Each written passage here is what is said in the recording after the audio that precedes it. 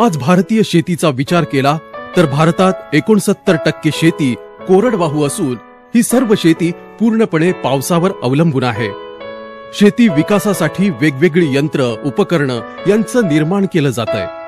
वेळोवेळी वातावरणात होणारे बदल, दिवसेंदिवस कमी होणारं पावसाचं प्रमाण यात भारतीय शेती व्यवस्था तोट्यात जातीये। भारतातल्या कोरडवाहू शेतीचं यांत्रिकीकरण होणं गरजेचं झालंय। कोरडवाहू शेती पेरणीनंतर सिंचनाची व्यवस्था असेल तर पाणी देणं सोपं जातं।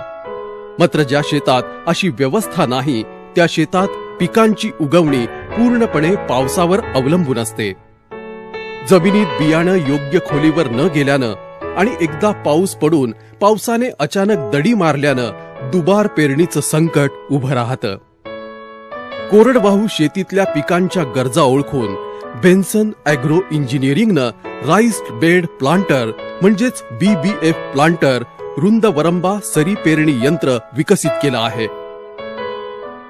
या यंत्राचं वैशिष्ट्य म्हणजे मका, सोयाबीन, मूग, उडीद, तूर, भुईमूग, सूर्यफूल, कापूस, ज्वारी, बाजरी आदी पिकांची पेरणी करणे, सरी पाडणे, फणणी ही सर्व शेती कामं एकाच यंत्राने करता येतात।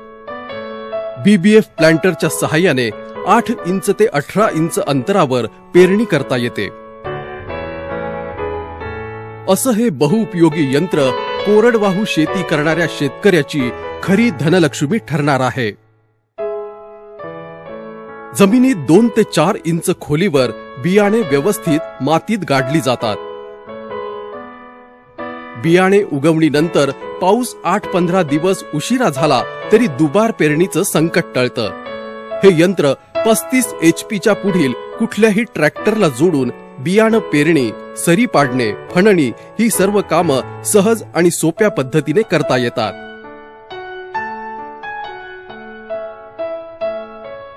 पेरणी करण्याआधी यंत्राला लावलेल्या ऍडजस्टेबल चावीच्या सहाय्याने बियाणांचा आणि खताचा वेग कमी जास्त करता येतो।